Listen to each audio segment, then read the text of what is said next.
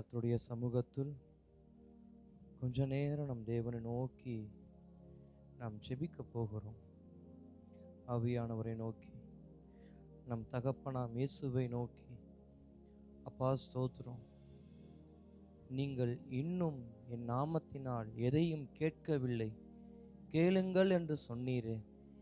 அப்பா, இதோ இந்த ஸ்தோத்திரம் ஜெப நாட்களின் 12வது நாளிலும் உடைய சமூகத்தை நோக்கி நாங்கள் பார்க்கிறோம்.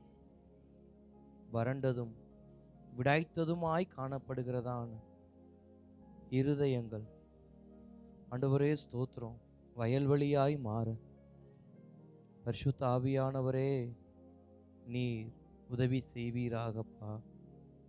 அப்படியே தேவனை நோக்கி ஒரு வார்த்தை ஒன்று தீர்க்கதரிசி எலியா செய்த சம்பவம் நமக்கு தெரியும்.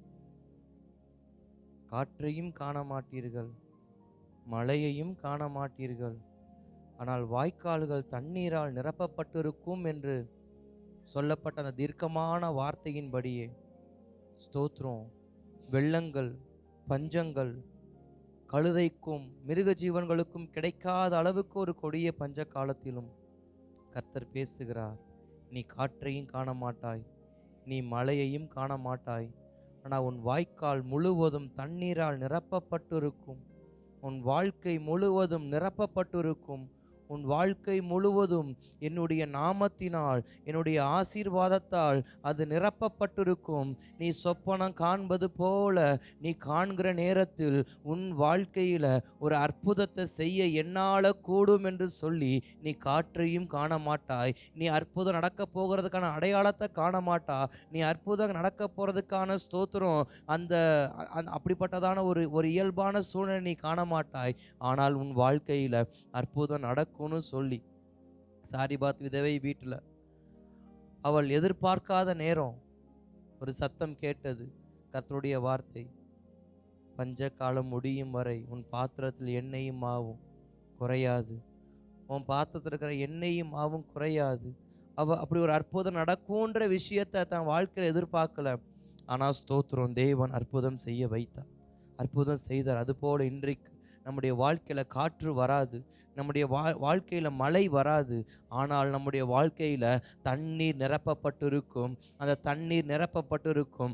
அந்த தண்ணீர் எப்படிப்பட்ட தண்ணீராய் இருக்கும் என்றால், முன்பு உள்ள ருசியை பார்க்கிலும் அதிக ருசி உள்ளதாய் காணப்பட்டதான திராட்சை ரசத்திற்கு ஒப்பான ஒரு ஸ்தோத்திரம் உன்னதமான ஒரு காரியம் நம்முடைய வாழ்க்கையில நடப்பதற்கு தேவ சமூகத்தை நோக்கி, ஆண்டவரே, நான் காற்றையும் காணல, நான் மழையையும் காணல, என் வாய்க்கால்கள் தண்ணீரால் நிரப்பப்பட்டிருக்க, என் வாய்க்கால்கள் தண்ணீரால் நிரப்பப்பட்டிருக்க ஆண்டவர் எடுத்து பரிமாறுங்கள் என்று சொல்லும் பொழுது, அதை அவர்கள் பரிமாறும் பொழுது, அவர்கள் புசிக்கும் பொழுது அதன் சுவையை அவர்கள் அறிந்தது போல என் வாழ்க்கையில அப்பா தண்ணீரை போல காணப்படுகிற காரியங்கள், அப்பா ஸ்தோத்திர வெறுமையாய் காணப்படுகிற காரியங்கள் இயேசுவின் நாமத்துல அது மாறட்டும்னு சொல்லி கேளுங்க.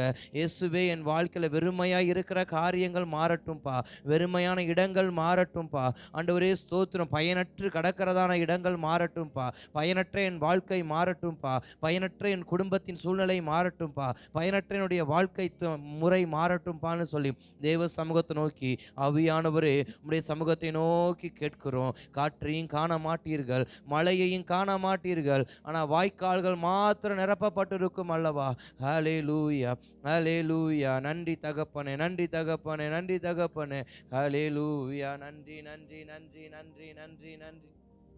ஓரபல ஷதரணமன ஓதிகதகரணமன சந்தர பௌதரி பலகடகதரகலகதரணமன ரீதர பலரகதகரணமன ராதுரு ரோதிரி பலர சந்தர நபரகதர பலரகதரணமன. ஏழுங்க, தேவ சமூகத்துல என் வாழ்க்கை நிரப்பப்படணும்பா, என் வாழ்க்கை நிரப்பப்படணும்பா. என் வாழ்க்கை வெறுமையாகவே போயிடக்கூடாது, என் வாழ்க்கை வெறுமையாகவே போயிடக்கூடாது. என் வாழ்க்கையில ஒரு மாற்றம் வேணும், என் வாழ்க்கையில ஒரு மாற்றம் வேணும், என் வாழ்க்கையில ஒரு நிரப்புதல் வேண்டும். கணுக்கால் அளவோ ஆண்டவரே, முழங்கால் அளவோ, இடுப்பளவோ, கழுத்தளவோ இல்ல ஆண்டவரே, நீந்தி மூழ்கிற அளவிற்கு, நீந்தி மூழ்கிற அளவிற்கு என் வாழ்க்கை நிரப்பப்படட்டும்பா, என் வாழ்க்கை நிரப்பப்பட நிரப்பப்படட்டும்பா. என் வாழ்க்கை நிரப்பப்படட்டும்பா. வாயை திற, நன்மையால் நிரப்புவேன்னு சொன்னீங்கல்ல.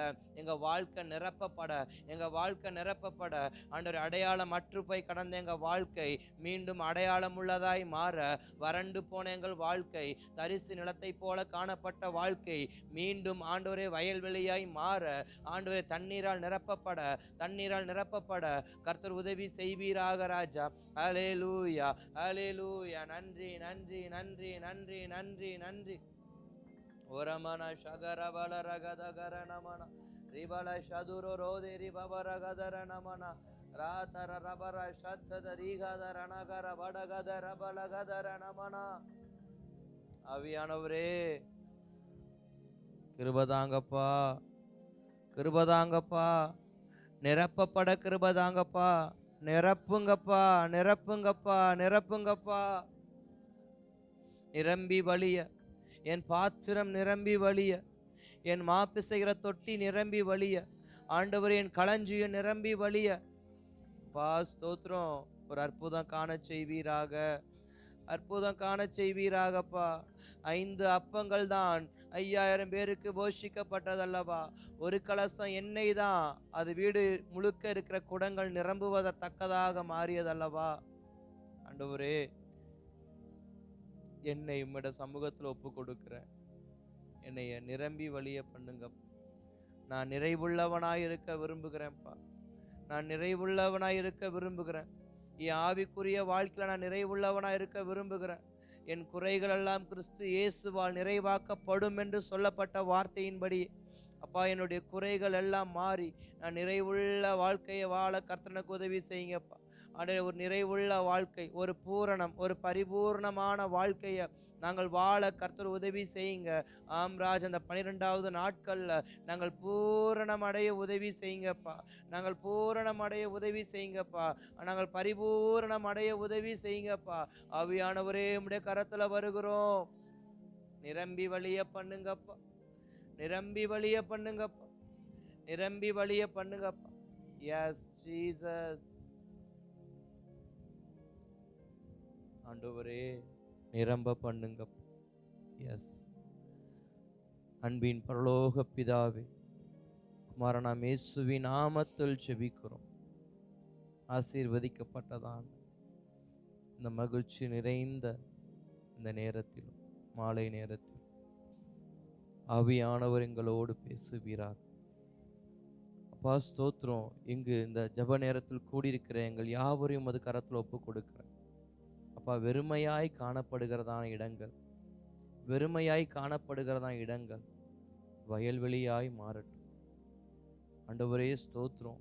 ஒன்றுமே இல்லை என்று காணப்பட்ட இடங்கள் அப்பா ஸ்தோத்திரம் நிரப்பப்படட்டும். ஆவிக்குரிய வாழ்க்கையில ஒன்றுமே இல்லை என்று சொல்லுகிறவர்கள் அப்பா கிறிஸ்து இயேசுவால் நிறைவுள்ளவர்களாய் மாற்றப்படட்டும். உம்முடைய கரத்தில் ஒப்பு கொடுக்கும்.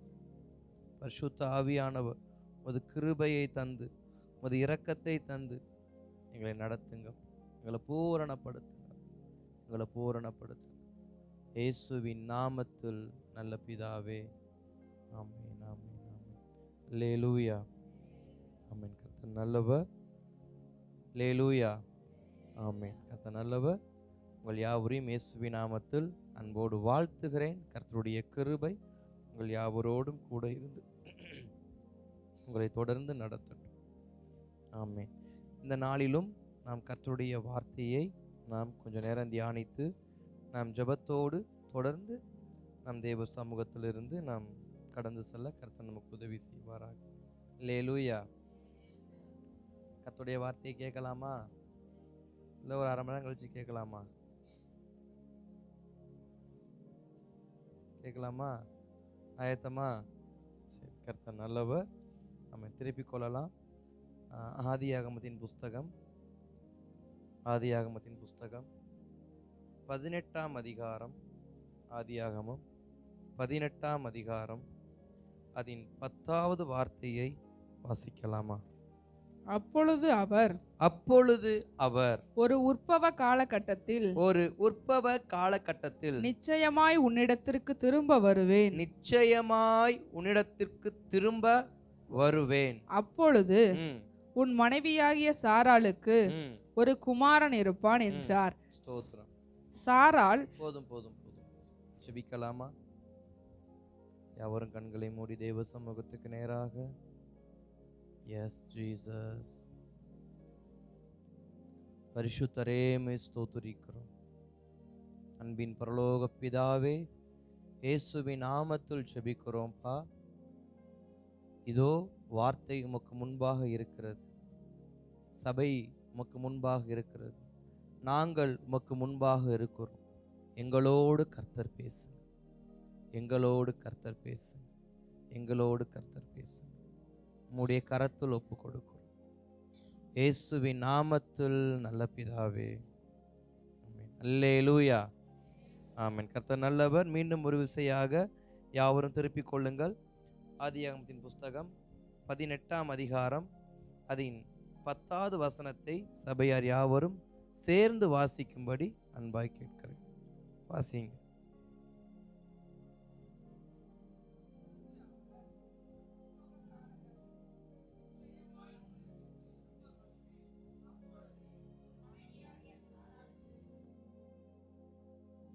ஆமென். மீண்டுமாய் ஒரு சத்தமாக வாசிக்கலாமா வசனத்தை?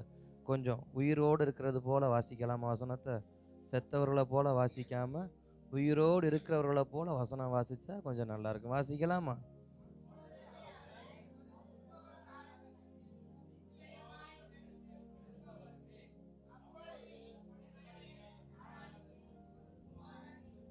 ஆமென் ஆமென் ஆமென். அல்லேலூயா அல்லேலூயா. கர்த்தர் நல்லவர். நேற்றைய தினத்தில் நாம் சொன்னது போல திரும்ப வருவேன் அப்படிங்கிற அந்த வார்த்தையோடு இந்த 12வது நாளும் கர்த்தருடைய வார்த்தையை நான் நகர்த்த போகிறேன். இன்றைக்கு நாம் எப்படி தியானிக்க போகிறோம்னா, நிச்சயமாய் திரும்ப வருவேன், நிச்சயமாய் திரும்ப வருவேன். நேற்று திரும்ப வர பண்ணுவார் என்று பார்த்தோம். திரும்ப வர பண்ணுவார், அதாவது எதை திரும்ப வர பண்ணுவார்? என் மரியாதையை, என் ஸ்தானத்தை என்று சொல்லி நேற்று நாம் தியானித்தோம். இன்றைக்கு தியானிக்கிற வார்த்தை என்னவென்றால், நிச்சயமாய் திரும்ப வருவேன். நிச்சயமாய் திரும்ப வருவேன் என்றால் அங்கு கர்த்தர் யாருக்கு சொல்லுகிறார்னா, ஆபிரகாமின் குடும்பத்தை பார்த்து சொல்லுகிற வார்த்தை, ஆபிரகாமே நிச்சயமாய் உன் குடும்பத்துக்கு நான் திரும்ப வருவேன், நிச்சயமா உன் குடும்பத்துக்கு நான் திரும்ப வருவேன். திரும்ப வரும் பொழுது நீ எப்படி இருப்ப தெரியுமா? உன் குடும்பம் எப்படி இருக்கு தெரியுமா? அன்றைக்கு உனக்கு எப்படிப்பட்ட ஆசீர்வாதம் இருக்கும் தெரியுமா? அப்படிங்கிறதான ஒரு வார்த்தையை அங்கு கர்த்தர் ஆபிரகாமோடு என்ன பண்ணுகிறார்? பேசுகிறார். அதை தான் நாம் தியானிக்க போகிறோம். அங்க வார்த்தை சொல்லுகிறது, நிச்சயமாய் இடத்துக்கு திரும்ப வருவேன். அப்ப ஆபிரகாமோடு கர்த்தர் பேசும் பொழுது எப்படி பேசுகிறார்? வருவேன் என்று சொல்லவில்லை, திரும்ப வருவேன் என்று சொல்லவில்லை, நிச்சயமாய் திரும்ப வருவேன். அப்ப ஆபிரகாம்கிட்ட அவர் பேசுகிற வார்த்தை, நிச்சயமா வருவேன் ஆபிரகாம், நிச்சயமா வருவேன், நிச்சயமா உன்னை சந்திக்க நான் வருவேன். இந்த 12வது நாள் கர்த்தர் நம்மோடு பேசுகிற ஒரு வார்த்தை என்னவென்றால், நிச்சயமாய் நம்மை சந்திக்கும்படி கர்த்தர் நம்மை தேடி வருவார். அது சொப்பனமோ, அது தரிசனமோ, அது ஸ்தோத்திர கர்த்தருடைய வார்த்தையோ, அது தீர்க்க தரிசனமோ, அது தெரியாது. நிச்சயமாய் கர்த்தர் நம்மை சந்திக்கும்படி வருவார், நிச்சயமா வருவார். அப்ப ஆபிரகாமை பார்த்து ஆபிரகாமுடைய குடும்ப சூழ்நிலையை கொஞ்சம் தியானிக்கும்படி நான் உங்களை வேதத்துக்கு நேரா திருப்புறேன். ஆபிரகாமுடைய குடும்ப சூழ்நிலை எப்படி இருக்கு அப்படின்னா, ஆபிரகாம் ஒரு பெரிய சிக்கல்ல சிக்கி தேவ திட்டத்திலிருந்து விலக்கப்பட்டவராக, தேவ திட்டத்திலிருந்து விலகி போனவராக அவர் காணப்படுகிறார். எப்படின்னா, அங்கு ஸ்தோத்திரம் சாராள் தனக்கு பிள்ளை இல்லை என்று சொன்ன உடனே, தனக்கு ஆசீர்வாதம் இல்லை என்று சொன்ன உடனே, தனக்கு நன்மை நடக்காது என்று நினைத்த உடனே சாராள் ஒரு காரியம் நினைக்கிறாங்க. என்ன அப்படின்னா, ஸ்தோத்திரம் அவர்கள் ஆகாரை திருமணம் செய்து கொண்டு, ஆகார் நிமித்தம் இந்த குடும்பம் நல்லா இருக்கட்டும், வாக்குத்தத்தம் பிறக்கட்டும்னு சொல்லி அங்க ஒரு காரியம் நடக்குது. அங்க ஒரு சம்பவம் நடந்த உடனே இங்க அடுத்து என்ன ஆயிருச்சு? சாராளுக்கு ஆகாருக்கு முட்டிக்கிச்சு. சாராளுக்கு ஆகாருக்கு முட்டின உடனே இப்ப சாராள் சொல்றாங்க, ஆகாரப்பா, ஆகார் நீ வீட்டை விட்டு வெளியே போனோம் அப்படின்னு. ஆகார் வந்து கேட்கல. உடனே ஆபிரகாம்கிட்ட பஞ்சாயத்து போகுது. ஆபிரகாமே, சாராள் ஆகார் என்ன பண்ணணும்? வீட்டை விட்டு விரட்டணும். இப்ப ஆபிரகாம் என்ன பண்றதுன்னு தெரியாம அவர் திக்குமுக்குன்னு முடிச்சுக்கிட்டு இருக்காரு. உடனே அவர் ஜெபம் பண்றாரு. அவர் ஆண்டவர் உன் பொண்டாட்டி பேச்சு கேளு அப்படின்றார். அவருக்கு இன்னும் விளங்கல. சரி விரட்டி விட்டுருவோம் அப்படின்னு ஆகார் அனுப்பி வைக்கிறார். இப்ப ஆபிரகாமுடைய குடும்பம் எப்படிப்பட்ட சூழ்நிலை இருக்குன்னா, பிக்கல் புடுங்கல் நிலையில் என்ன பண்ணுது, நிக்குது.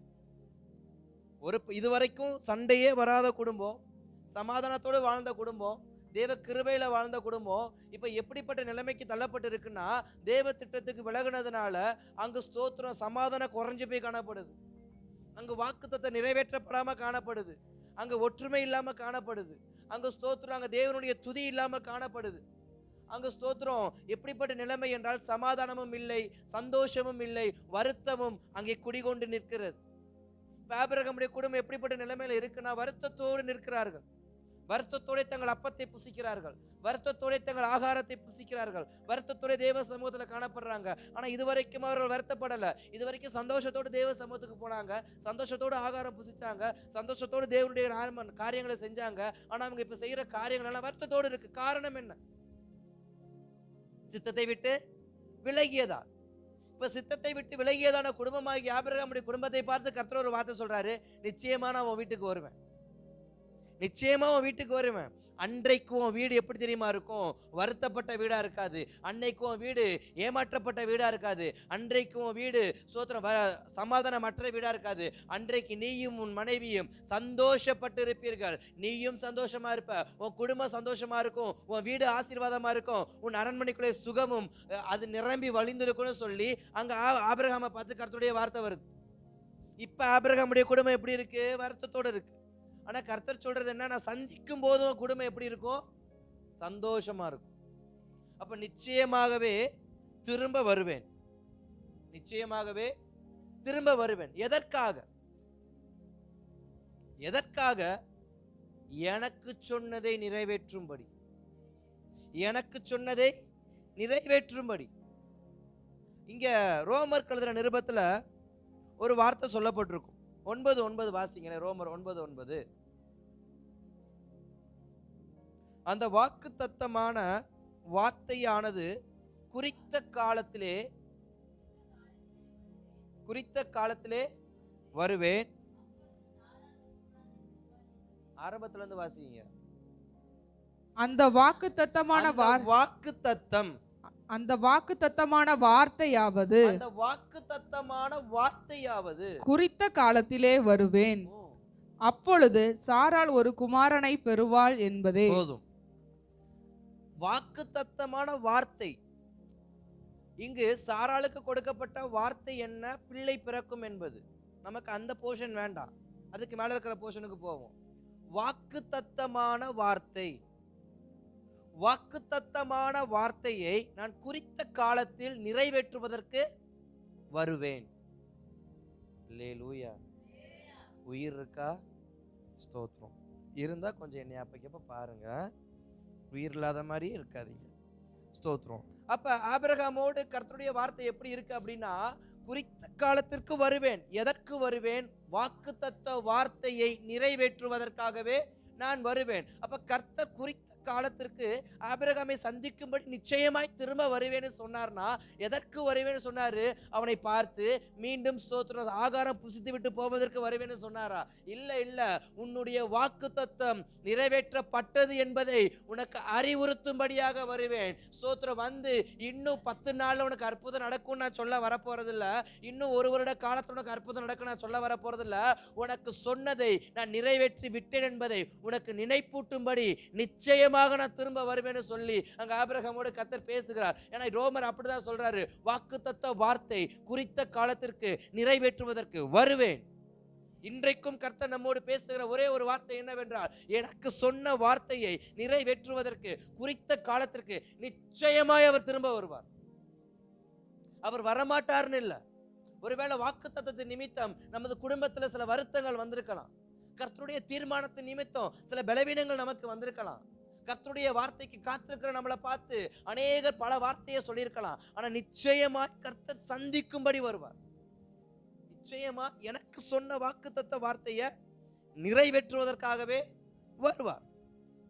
இதோடு மாத்திரமல்ல, இந்த குறித்த காலம், இந்த குறித்த காலம். ஆதியாகமம் 21 2வது வார்த்தையை ஒருத்தர் வாசிக்கலாமா? 21 2வது வார்த்தைய. ஆபிரகாம் முதிர் வயதாய் இருக்கையில் முதிர் வயதாய் இருக்கையில் சாராள் கர்ப்பவதியாகி சாரா கர்ப்பவதியாகி கர்ப்பவதியாகி தேவன் குறித்திருந்த காலத்தில் தேவன் குறித்திருந்த காலத்தில் அவனுக்கு ஒரு குமாரனை பெற்றாள். போதும். இங்க 21:2 பாக்குறோம், தேவன் குறித்திருந்த காலத்தில். ரோமர் சொல்றாரு குறித்த காலத்தில் நிறைவேற்ற வருவேன். அங்க சார 21:2 பாக்குறோம், குறித்த காலத்தில் அங்கு வாக்குத்தத்தம் நிறைவேறிவிட்டது. அப்ப கர்த்தர் நம்மை சந்திக்கும் பொழுது, கர்த்தர் நம்மை சந்திக்க திரும்ப வரும் பொழுது என் வாக்குத்தத்தம் அன்றைக்கு நிறைவேற்றப்பட்டிருக்கும். அது தாமதிக்காது. என் வாழ்க்கையில் சொன்ன கர்த்தருடைய வார்த்தை இது நாள் வரைக்கும் தாமதித்து இருக்கலாம். இன்றைக்கு ஒரு வார்த்தை, உனக்கு ஒரு குறித்த காலத்தை வைத்திருக்கிறேன், அந்த குறித்த காலத்திற்கு நிச்சயமா நான் சந்திக்க வருவேன். உன் வார்த்தையை நிறைவேற்றுவதற்காக நிச்சயமா உனக்காக நான் என்ன பண்ணுவேன், வருவேன். அந்த குறித்த காலம் எப்போ வரும் அப்படின்னா, அந்த குறித்த காலத்தில் அந்த 21:1 வாசிக்கிறோம், கர்த்தர் சொல்லி இருந்தபடியே கர்த்தர் தாம் உரைத்தபடியே செய்தருளினார். அப்ப கர்த்தர் சொல்லி இருந்தபடியே, எனக்கு கர்த்தர் எப்படி சொல்லி இருக்கிறார், எனக்கு கர்த்தர் எப்படி உரைத்திருக்கிறார், அது ரொம்ப முக்கியம். எல்லோருக்கும் ஒரு வார்த்தை வரும், எனக்காகவே ஒரு வார்த்தையை சொல்லியிருப்பார், எனக்காகவே சில வார்த்தையை சோத்திரம் உரைத்திருப்பார். அப்ப கர்த்தர் சொன்னபடியே, கர்த்தர் தாம் உரைத்தபடியே செய்தருளினார். அப்ப ஆபிரகாமுடைய குடும்பத்திற்கு கர்த்தர் சொன்ன வார்த்தை நிறைவேற்றி கொடுத்தார். ஏன்? அது அவருடைய வாக்கு, அது கர்த்தருடைய வாக்கு. கர்த்தருடைய வாக்கு தத்தமான வார்த்தை என்மேல் இருக்கும் என்றால் நிச்சயமாய் திரும்ப வந்து அவர் என்னை ஆசீர்வதிப்பார். அல்லேலூயா. அந்த குறித்த காலங்கிறத நான் மறுபடியும் உள்ள வரேன். அந்த குறித்த காலம் எப்ப நடக்கும்? அந்த குறித்த காலம், ஏன்னா நமக்கு அநேகருடைய வாழ்க்கையில இருக்கிறதான ஒரு பெரிய கேள்விக்குறி என்னன்னா, குறித்த காலம் அந்த குறித்த காலம் என்னைக்கு தாயா வரும்? குறித்த காலத்துல தரிசனம் இன்னும் வைக்கப்பட்டிருக்குது, அது தாமதித்தாலும் காத்துரு, நிச்சயமாய் வரும், அது பொய் சொல்லாது. அந்த நாள் என்னைக்கு வரும்? இப்ப ஆபிரகாமுடைய வாழ்க்கையில இப்ப ஆபிரகாம் கேட்கிறாரு, அந்த வருஷம் என்னைக்குதான் ஆண்டவரே வரும், அந்த நாள் என்னைக்குதான் ஆண்டவரே வரும்? நீங்களும் 25 வருஷமா என்கிட்ட இதே வார்த்தையை தான் சொல்லி நடத்திக்கிட்டு இருக்கிறீங்க. எனக்கு 75 இருக்கும் பொழுது போயிட்டு வந்தீங்க, இப்ப எனக்கு 100 ஆகி போச்சு, இப்ப 100 வயசா இருக்கும் பொழுதும் குறித்த காலம்னா அந்த காலம் என்னைக்குதான் வரும்? நான் போயிருவேன் போல இருக்கே அதுக்குள்ள. நம்முடைய வாழ்க்கையில நாம இப்படி நிறைய காரியத்தை சொல்லி தேவ சமூகத்துல புலம்பி இருப்போம். என்னைக்குதான் ஆண்டவரே அந்த காலம், எனக்கு ஒரு விடுவு காலம் என்னைக்குதான் வரும்? அந்த குறித்த காலம் என்னைக்குதான் வரும்? ஆபகுக்குள்ள சொன்னீங்க, நான் டெய்லி அதைத்தான் அறிக்கை பண்றேன். குறித்த காலத்துக்கு தரிசனம் இருக்கு, குறித்த காலத்துக்கு தரிசனம் இருக்கு, அது தாமதித்தாலும் காத்துரு, அது நிச்சயமா வரும், அது பொய் சொல்லாது. நானும் டெய்லி அதை தான் சொல்லி ஜெபம் பண்றேன், அந்த காலம் மட்டும் என் கண்ணில் காட்ட மாட்டீங்களே. ஆபிரகாம் தேவ சமூகத்துல ஜெபிக்கும் பொழுது, தேவ சமூகத்துல கேட்டிருக்கும் பொழுது கர்த்தர் அங்க ஆபிரகாமுக்கு ஒரு வார்த்தையை போடுறார். இங்க குறித்த காலம்னு வார்த்தையை போட்டவரு அதற்கு முன்னமே ஒரு வார்த்தையை ஆபிரகாம்கிட்ட போட்டார். அது என்ன வார்த்தைனா 17:21 வாசிங்களேன். 17:21 எங்க? எந்த வருஷத்துல? வருகிற வருஷத்துல, குறித்த காலத்துல.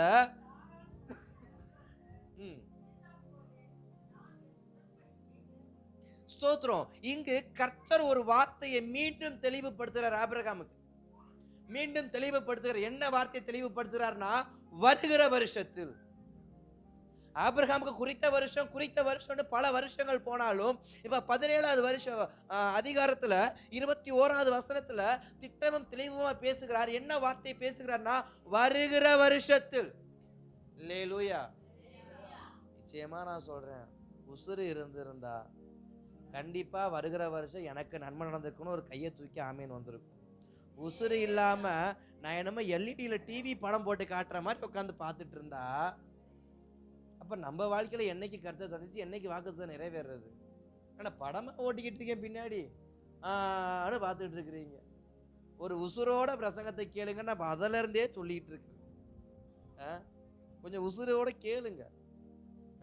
கர்த்தர் நம்மோடு தான் பேசுறாரு. செவுத்துக்கோ ஃபேனுக்கும் லைட்டுக்கும் கர்த்தர் பேசல, இங்க இருக்கிற மனுஷங்களுக்கு பேசும்படி தான் கர்த்தருடைய வார்த்தை வந்திருக்கு. அல்லேலூயா. கர்த்தர் நல்லவர். அல்லேலூயா கூட கேட்டு வாங்குற சூழ்நிலைக்கு நீ தள்ளிட்டீங்களே ஆண்டவரே, ஸ்தோத்திரம். ஆமென். அப்ப ஆபிரகாம் எதிர்பார்த்திருக்கும் பொழுது ஆபிரகாமுக்கு கர்த்தர் சொல்கிற வார்த்தை என்ன? வருகிற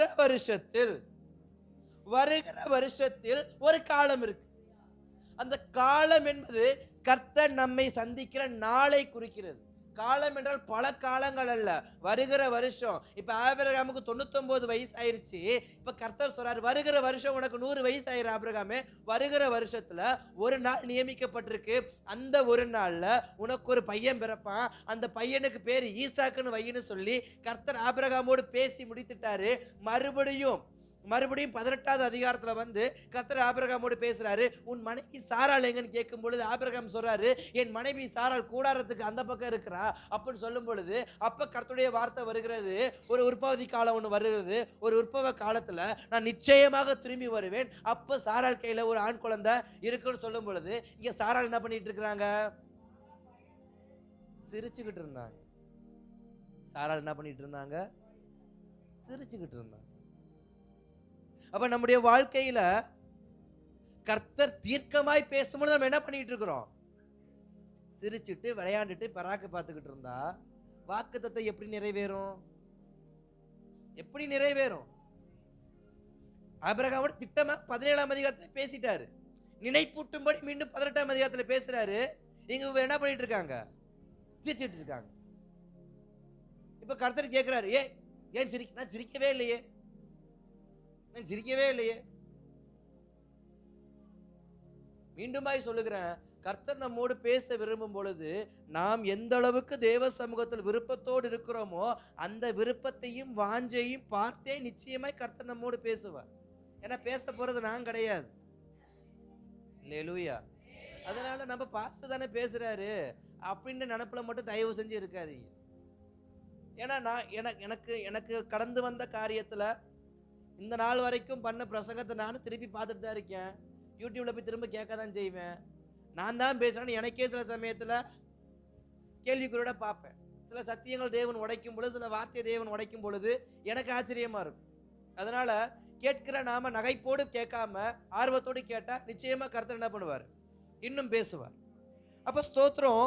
கர்த்தர் ஆபிரகாமோடு பேசுகிறார். குறித்த காலத்துக்கு நான் நிச்சயமா உன்னை என்ன பண்ணுவேன்? சந்திப்பேன். அந்த குறித்த காலம் எங்க ஆண்டவர் இருக்கு? வருகிற வருஷம் தான் அந்த காலம். நிச்சயமா வருகிற வருஷத்துல நாம் எதிர்பார்த்திருக்கிற சில நன்மையை நமக்கு நிறைவேற்றும்படி நிச்சயமாய் கர்த்தர் வருவார். நிச்சயமா வருவார். நிச்சயமா வந்து வருகிற வருஷத்துல சந்தித்து அப்ப என்னைய பார்த்து கேட்பாரு. அப்ப சாராளை பார்த்து சொல்லுவாரு, சாராளே அன்னைக்கு கூடாரத்துக்கு பின்னாடி என்னமா பண்ணிட்டு இருந்த? என்னமா பண்ணிட்டு இருந்த? சிரிச்சுக்கிட்டு இருக்க ஆண்டவர். இப்ப கையில என்னமா இருக்கு? வாக்குத்தத்தம் மிதந்துட்டு இருக்க ஆண்டவர். என் கையில வாக்குத்தத்தம் மிதக்கணும்னா, என் கையில கர்த்தருடைய வார்த்தை நிற்கணும்னா, என் குடும்பத்துல கர்த்தருடைய வார்த்தை நிற்கணும்னா நான் செய்ய வேண்டிய ஒரே ஒரு காரியம், கர்த்தருடைய வார்த்தையில் விளையாட்டுத்தனமாய் நான் இருக்காம நான் தீவிரமா இருக்கும் பொழுது நிச்சயமாய் திரும்ப வந்து என்னை ஆசீர்வதிக்க நாம் ஆராதிக்கிற இயேசு போதுமானவர். அல்லேலூயா. அப்ப நாம் என்ன செய்யணும்? கர்த்தருடைய வார்த்தைய தீவிரமா எடுத்துக்கணும். தீவிரமா எடுத்துக்கணும். எழுதியிருக்குதானே, இது எல்லோரும் பேசுறது தானே இல்ல. அந்த வார்த்தையை நான் எவ்வளவு தீவிரமா எடுக்கிறேனோ. கர்த்தருடைய வாக்குத்தத்தம், கர்த்தருடைய வார்த்தை தேனிலும் தெளிதனிலும் மதுரமானது. ருசிச்சாதான் ருசி தெரியும். தேனை பார்த்தா ருசி தெரியாது, நக்குனாதான் ருசி தெரியும். அல்லேலூயா. ஏன்னா தேனும் தங்க கலர்ல தான் இருக்கும், பெயிண்டும் தங்க கலர்ல தான் இருக்கும். ரெண்டுமே தேனான்னு கேட்டா இல்ல, நக்குனாதான் ருசி என்னன்னு தெரியும். அப்ப கர்த்தருடைய வார்த்தைய ரசிக்க கூடாது, அதை ருசிக்கணும். நான் வார்த்தையை வீட்டுல எழுதி வச்சு ரசிக்கிறதை விட நான் நாக்களை வச்சு என் இருதயத்துல வச்சு நான் கர்த்தருடைய வார்த்தைய எவ்வளவு ருசிக்கிறேனோ, ருசிக்க ருசிக்க ருசிக்க நிச்சயமாய் திரும்ப வந்து என்னை அவர் ஆசீர்வதிக்க போதுமானவர். அப்ப ஆபிரகாமுக்கு வார்த்தையை கொடுத்துட்டாரு. இன்னைக்கு நமக்கும் வாக்குத்தத்தம் கொடுத்திருக்காரு. இன்றைக்கு நமக்கும் நல்வார்த்தைகள் நிறைய கொடுத்திருக்காரு. அது நிறைவேறணும் அப்படின்னா நான் நகைப்போடு இல்லாமல் நான் விசுவாசத்தோடு தேவ சமூகத்துல எனக்கு கர்த்தர் செய்ய போறாரு, இந்த வருஷம் செய்ய போறாரு, வருகிற வருஷம் செய்ய போறாருன்னு ஒரு எக்ஸைட்மெண்டோடு ஒரு எதிர்பார்ப்போடு ஆபிரகாமுடைய வாழ்க்கை அந்த வருஷம் இருந்துச்சு. ஏன்னா இவ்வளவு திட்டமாய் இரண்டாவது முறை கர்த்தர் ஆபிரகாமோடு பேசின சரித்திரம் கிடையாது. ஆனா 17ஆம் அதிகாரத்துல இந்த வருஷம் பேசி முடிச்சிட்டாரு. மீண்டும் வந்து என்ன பண்றாரு? பேசுறாரு. இப்ப பேசுறப்ப ஆபிரகாம சந்திக்க வரல. இப்ப எங்க போறாங்கன்னா சோதம் குமாராவை அழிக்க போறாங்க. சோதம் குமாராவை அழிக்க போனார். வரும்போது ஆபிரகாம் பேசுறாரு. இப்ப கர்த்தர் ஆபிரகாமோடு தமது வார்த்தையை நிச்சயமாய் நிறைவேற்றுவேன் என்பதை மீண்டும் மீண்டும் உணர்த்துவதற்காகவே சோதமுக்கு போக வேண்டியவங்க ஆபிரகாமை சந்தித்து விட்டு இந்த வார்த்தையை சொல்லிவிட்டு பின்பு சோதமுக்கு போறன்ற வார்த்தையை சொல்லிட்டு பின்பு சோதமுக்கு போனாங்க. இவங்க வந்தது ஆபிரகாம சந்திக்கல, அந்த வழியா சோதம பார்க்க போனாங்க. சோதம பார்க்க போனவங்க ஆபிரகாம் வந்து பேசிட்டு போறாங்க. அப்படின்னு என்ன அர்த்தம்? இந்த வருஷம், வருகிற வருஷம் இந்த வீட்டுல சந்தோஷம் உண்டாக போகுது. இந்த வருஷம் இந்த வீட்டில் இதுவரைக்கும் கண்ட எல்லா விதமான கீழ்த்தரமான பார்வையும் மாறப்போகுது. இந்த வருஷம் நிச்சயமா கர்த்தர் திரும்ப வந்து உன்னை ஆசீர்வதிக்க போறார் என்பதை மீண்டும் மீண்டும் நினைப்பூட்டும்படியாகவே கர்த்தர் அன்றைக்கு அந்த வருஷத்தில் ஆபிரகாமோடு பேசினார். என்னோடு சில வார்த்தையை கர்த்தர் மீண்டும் மீண்டும் பேசுகிறார் அப்படின்னா அது ஸ்தோத்திரம். என்னைய வந்து ஸ்தோத்திரம் கவரும்படியாக அல்ல, அதை நான் விசுவாசிக்கும்படி. திரும்ப திரும்ப ஒரு வார்த்தையை நோக்கி வருதுன்னா, திரும்ப திரும்ப என் வீட்டை நோக்கி ஒரு வார்த்தை வருதுன்னா, திரும்ப திரும்ப இருதயத்தை நோக்கி ஒரு வார்த்தை வருதுன்னா, அந்த வார்த்தை என்னை பலப்படுத்துவதற்காக அல்ல, நான் விசுவாசிப்பதற்காக என்பதை அன்றைக்கு ஆபிரகாமுக்கு கர்த்தர் புரிய வைத்தாரு. இன்றைக்கும் சபைக்கு சொல்லுகிற ஒரே வார்த்தை, நிச்சயமா அவர் வருவாரு, அவர் வந்து நம்மளை சந்திப்பாரு. அதற்கு நான் விசுவாசத்தோடு அந்த வார்த்தைக்காக நான் காத்திருக்கும் பொழுது அந்த நாள் வருகிற வருஷத்தில் என் வாழ்க்கையில் நடத்துவதற்கு, நடத்தி காட்டுவதற்கு நாம் ஆராதிக்கிற தேவன் போதுமானவர். அப்ப நிச்சயமா என்ன பண்ணுவாரு? திரும்ப வருவார். ஏன் திரும்ப வருவார் என்றால், ஆபிரகாம் யார் அப்படின்னா கர்த்தருடைய பாதையில் நடக்கக்கூடியவர். ஆபிரகாம் கர்த்தருடைய பாதையில நடக்கக்கூடியவர். ஆபிரகாம் கர்த்தரை விசுவாசிக்கிறவர். அழைத்த தேவனுக்கு உண்மையாய் வாழ்ந்தவர் ஆபிரகாம்.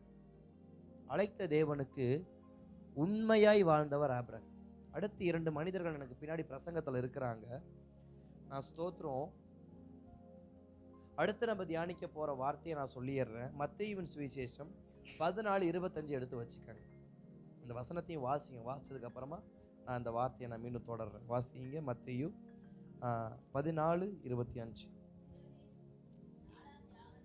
4ஆம் ஜாமத்திலே இயேசு கடலின் மேல் நடந்து அவர்களிடத்தில் வந்தார். ஸ்தோத்திரம். இங்க ஆபிரகாமுடைய வாழ்க்கையிலையும் வந்தார், சீஷர்கள் வாழ்க்கையிலையும் வந்தார். இயேசு திரும்ப வருவதற்கான காரணம் என்ன அப்படின்னா, அவர் சித்தத்தின்படி நடக்கிற உத்தம இருதயத்தாரை அவர் நிச்சயமாக ஏமாற்ற மாட்டார். அவருடைய இருதயத்துக்கு ஏற்ற தாசர்களை அவர் ஒரு நாள் ஏமாற்ற மாட்டார். ஆபிரகாம் கர்த்தருக்கு சிநேகிதர். அவ்வளவு நெருக்கமான வாழ்க்கையை வாழ்ந்த ஆபிரகாமை கர்த்தர் வார்த்தையினால் ஏமாற்றுவதை அவர் விரும்பல. சொன்னதை நிறைவேற்றி. இங்கு சீஷர்களை பார்க்கும் பொழுது, சீஷருடைய வாழ்க்கையில இங்கு 5 அப்பத்தையும் 2 மீனையும் கொண்டு 5000 பேருக்கு போஷிக்கிறதுக்கு அப்புறமாக இயேசு கிறிஸ்து, நீங்கள் படவில் ஏறி துரிதமாக போங்கள், துரிதமாக போங்கள். எங்க போங்கள்னு சொன்னாரா? கலிலேயா கடலோரத்தில் இருந்து கப்பர்நகூமுக்கு இவர்கள் போகணும். அதாவது பெத்சாயிதாவுக்கு எதிரே கப்பர்நகூம் என்கிறதான இடத்துக்கு நீங்கள் போக வேண்டும் என்று கர்த்தருடைய இயேசு கிறிஸ்துடைய வார்த்தை. இவர்கள் அற்புதங்கள் அடையாளங்கள் செய்து 5000 பேர் போஷித்து திருப்தி அடைந்ததுக்கு அப்புறமா மீதியான துணிக்கைகளை தங்களுடைய பையில் எடுத்துக்கொண்டு இவர்கள் போகும் பொழுது இவர்கள் போய்கொண்டே இருக்கிறார்கள். இயேசு கிறிஸ்து ஜெபிக்கும்படி தனித்து விட்டார். இப்ப இவர்கள் எங்க போய்கிட்டு இருக்காங்க? கப்பர்நகூமுக்கு போயிட்டு இருக்காங்க. ஏன் போறாங்க? இயேசு அவர்களை போகும்படி அனுப்பி வைத்தார். இயேசு அங்க போங்க நான் வரேன்னு சொல்லி இயேசு சொன்னதால, இயேசுவின் வார்த்தைக்கு கீழ்ப்படிஞ்சதால, இயேசுவினுடைய சீஷர்கள் அவருடைய வார்த்தைக்கு கீழ்ப்படிந்து அந்த பிரயாணத்தை மேற்கொண்டாங்க. இன்றைக்கும் கர்த்தருடைய வார்த்தையை ஏற்றுக்கொண்டு கர்த்தருடைய வார்த்தைக்கு கீழ்ப்படிந்து இந்த விசுவாச பிரயாணத்துக்குள் இருக்கும் பார்த்தீங்களா, நமக்கான வார்த்தையை இப்போ நான் வேகமாக சொல்ல போறேன், முடிஞ்சா குறிச்சு வச்சுக்கோங்க. ஸ்தோத்திரம். கர்த்தர் நம்முடைய வாழ்க்கையில நம்மை நடத்துகிறபடியினால் நான் முன்னே போகும் பொழுது அவர் எனக்கு பின்னே சும்மா என்ன பண்ண மாட்டார், அமர்ந்திருக்க மாட்டார். அவர் சும்மா என்னுடைய பிரயாணத்தை வேடிக்கை பார்த்துட்டு இருக்க மாட்டார். அவர் என்ன பண்ணுவாரா, என்னை சந்திக்கும்படி வருவாராம். ஏன் என்னை சந்திக்கும்படி வருகிறார்? நான் போன பிரயாணம், நான் பண்ணின பிரயாணம் எப்படிப்பட்ட பிரயாணமா மாறிடுச்சுன்னா, அது எனக்கு ஆபத்துள்ள பிரயாணமாக மாறிடுச்சு. எப்படி ஆபத்துள்ள பிரயாணமா மாறிடுச்சா? மத்தேயு 14:24 ஒரு முறை வாசிக்கலாமா? மத்தேயு 14:24 எப்படி சொல்லுகிறது? அதற்குள்ளாக படவு நடுக்கடலிலே சேர்ந்து எதிர்காற்றாய் இருந்தபடியால் அலைகளினால் அளவுண்டது. இந்த அலைகளினால் அளவுண்டது அப்படின்னா நிலை தடுமாறியது. நிலை தடுமாறியது. என்ன நிலை தடுமாறியதுன்னா, காற்றும் பெரும் அலையும் வந்ததால இந்த சீஷர்கள் என்ன பண்ணிட்டாங்க, கப்பல் பிரயாணம் பண்ண முடியாம திசை மாறி, போகிற திசை தெரியாமல் திசை மாற்றப்பட்டாங்க. திசை மாற்றப்பட்டதால எந்த பக்கம் போகிறோன்னு தெரியாம அவங்க என்ன பண்ணிட்டு இருக்கிறாங்க, நிலை தடுமாறி, திசை தடுமாறி, இன்னும் சொல்ல போனா உதவியற்ற நிலைமையில. ஏன்னா நடுக்கடலில் அவங்களுடைய ஜீவன் காப்பாற்றப்படணும்னா அங்க யாராவது போகணும். அங்க யாராவது போகாம அவங்க உயிர் என்ன பண்ணாது, காப்பாற்றப்படாது. இப்ப அதை நினைத்து இப்ப யாரு போகிற அந்த இடத்துக்கு? இயேசு போகிறார். அப்ப இயேசு அந்த இடத்துக்கு போகிற முதல் காரணம் என்ன? அவர்களுக்கு உதவியற்ற நிலையில் அவங்க என்ன பண்றாங்க, இருக்கிறாங்க. உதவியற்ற நிலையில், உயிர் போகிற நிலையில், திசை மாறிய நிலையில், நிலை தவறிய நிலையில் அவர்கள் அங்க இருக்கும் பொழுது இயேசு எப்படி சும்மா இருப்பாரு? இயேசு புறப்படுவதற்கு முதல் காரணத்தை மத்தேயு சொல்றார். இரண்டாவது காரணத்தை மார்க் சொல்றாரு. 6:48 வாசி. மார்க் 6:48 வாசி.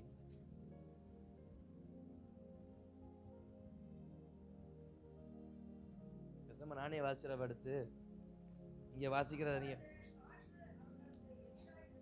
அப்பொழுது காற்று அவர்களுக்கு எதிராக இருந்தபடியினால் அவர்கள் தண்டு வலிக்கிறதில் வருத்தப்படுகிறதை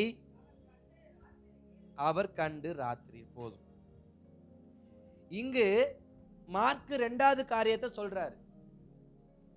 முதல் காரியத்தை மத்தேயு சொன்னார். அவர்கள் அளக்கப்பட்டதனால, அவர்கள் திசை மாற்றப்பட்டதனால, அவர்கள் போகிற இடம் தெரியாமல் போனதனால இயேசு போனார்னு மத்தேயு சொன்னாரு. இங்க மார்க் என்ன சொல்றாருன்னா, எதிர்காத்து அதிகமா இருந்தபடியினால் தண்டு வலிப்பதற்கு வருத்தப்பட்டு. இப்ப சீஷர்களுக்கு ஒரு பலவீனம் ஏற்படுது. இயேசு சொன்னதுனாலதான் அவங்க புறப்பட்டாங்க. இல்லைன்னா அவங்களும் அக்கறையில அந்த சாயங்கால நேரத்துல நைட்டு பிரயாணம் அவங்க பண்ண அவசியம் இல்லை. அவர்களும் 5000 பேருக்கு உணவு டிஸ்ட்ரிபியூஷன் பண்ணிட்டு அவங்களும் பெரும் பலவீனத்துல தான் இருக்கிறாங்க, பெரும் சோர்வுல தான் இருக்கிறாங்க. ஆனாலும் இயேசு சொன்னாருன்றதுக்காக, யாரு சொன்னதுக்காக?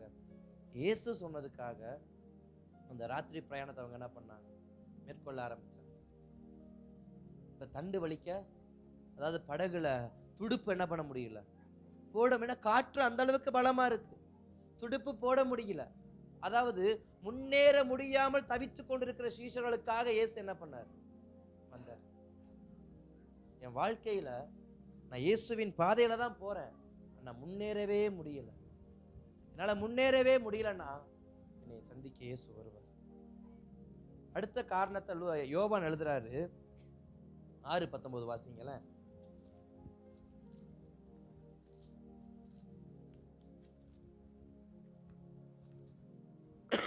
அவர்கள் ஏறக்குறைய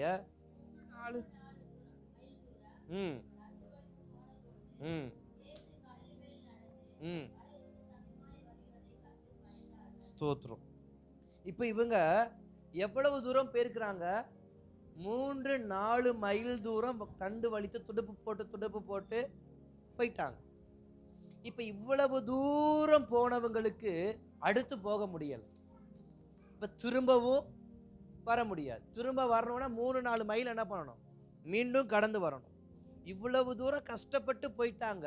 இன்னும் கொஞ்சம் தூரம், இன்னும் கொஞ்சம் தூரம். ஏன்னா எப்பயுமே நம்ம பாதி கிணறு தாண்டிட்டாக்க மீதி கிணறு என்ன பண்ணிடணும்? தாண்டிடணும். திரும்பி வர்றதுக்கு ஆசைப்பட்டா மீண்டும் கிணத்தை தாண்டுறது சிரமம். தாண்டினா முழுசா தாண்டிடணும், இல்ல தாண்டக்கூடாது. இப்ப இவர்கள் பாதி தூரம் போயிட்டாங்க. தேவ கிருபையால பாதி தூரம் வந்துட்டாங்க. 3-4 மைல் வந்துட்டாங்க. அடுத்து போறதுக்கு முடியல. இயேசு என்ன பண்றாரு? புறப்பட்டு வர. நான் பட்ட பிரயாசத்தை வீண் போக அவர் என்ன பண்ண மாட்டார்? நான் பிரயாசப்பட்டு 3 மைல் 4 மைல் தூரம் வந்திருக்கிறேன். என் பிரயாசத்தை அவர் என்ன பண்ண மாட்டார்? வீணடிக்க மாட்டார். அப்ப இயேசு கிறிஸ்து தம்மால் அழைக்கப்பட்டவர்கள், தம்மால் தெரிந்து கொள்ளப்பட்டவர்கள், தம்முடைய நாமத்தின் நிமித்தம் அவர்கள் பலவீனப்படுவார்கள் என்றால், அவர்கள் துக்கப்படுவார்கள் என்றால், அவர்கள் மோசம் போக்கப்படுவார்கள் என்றால், நிச்சயமாய் அவர்களுக்காக அவர் நடந்து வருவார். நிச்சயமாய் திரும்ப வருவார். இயேசு ஜெபிக்கும்படி இருந்தார். இயேசு ஜெபிக்கும்படியாக தான் தனித்திருந்தார். ஆக்சுவலா இயேசு கிறிஸ்து விடிய காலம் தான் வர மாதிரி பிளான். எங்க? கப்பர்நகூமுக்கு. கலிலேயாவிலிருந்து கப்பர்நகூமுக்கு விடியற்காலமாய் வருவது இயேசு கிறிஸ்துடைய பிளான். ஆனா தமது சீஷர்கள் நடுக்கடலில் தத்தளிப்பதை கண்டு, நமது சீஷர்கள் நடுக்கடலில் தண்டு வலிக்க போராடுவதை கண்டு, நமது சீஷர்கள் பட்டு பிரயாசப்பட்டு போனதை கண்டு, அவருடைய பலவீனத்திலும் அவருடைய சுகவீனத்திலும் என் வார்த்தைக்கு கேட்டு அவர் இவ்வளவு தூரம் பிரயாணம் பண்ணியிருக்கிறாங்க. அவர்களுடைய பிரயாணத்தில் அவர் தோற்று போய் விடக்கூடாது என்று சொல்லி இயேசு 4ஆம் ஜாமத்தில் அவர் புறப்பட்டு போனார். நிச்சயமாய் சொல்ல முடியும், நான் இயேசுவின் வார்த்தையின்படி தான் போய்கொண்டிருக்கிறேன் என்றால், நான் வாக்குத்தத்தத்துக்கு நேராக தான் போய்கொண்டிருக்கிறேன் என்றால், நான் தடுமாறும் பொழுது, என் தண்டு வலிக்க நான் போராடும் பொழுது, நான் பிரயாசப்பட்டு போயும் அடுத்த கட்டத்துக்கு கால் எடுத்து வைக்க முடியல என்று நான் போராட அழுகும் பொழுது, நிச்சயமா என்னை சந்திக்கும்படி கர்த்தர் வருவார். வந்த இடத்துல செய்வாரு, என் பிரயாணத்தை மீண்டும் துவக்கி வைப்பார். நான் கப்பர்நகூமுக்கு போய் செய்ய வேண்டிய ஊழியத்தை, நான் கப்பர்நகூமில் போய் செய்ய வேண்டியதான கர்த்தருடைய காரியத்தை செய்வதே அன்றி என்னுடைய ஊழியத்தை அவர் பாதியில நிறுத்தி வைக்கவே மாட்டார். என் காரியம், என் வாக்குத்தத்தம், கர்த்தருடைய வார்த்தை, நான் அக்கறைக்கு கப்பர்நகூமுக்கு போகணும். எனக்கு கொடுத்த வாக்குத்தத்தத்தை நிச்சயமா நிறைவேற்றுவதற்கு அவரே வருவார். காரணம், நான் அவர் சொன்ன பாதையில் போய் கொண்டிருக்கிறபடியினால். யாருக்கு நிச்சயமா செய்வாரு? எல்லாருக்குமா? யார்? பலவீனத்தின் மத்தியில சோர்ந்து போயிருக்கிற நேரத்துல கர்த்தருடைய வார்த்தை கீழ்ப்படியணும். அதற்காக நான் மறுபடியும் சொல்றேன், நல்லா இருக்கிறப்ப கீழ்ப்படுகிறது கீழ்ப்படிதல் அல்ல, பலவீனத்தின் மத்தியில. சீஷர்கள் 5000 பேருக்கு உணவு டிஸ்ட்ரிபியூட் பண்ணியிருக்கிறாங்க.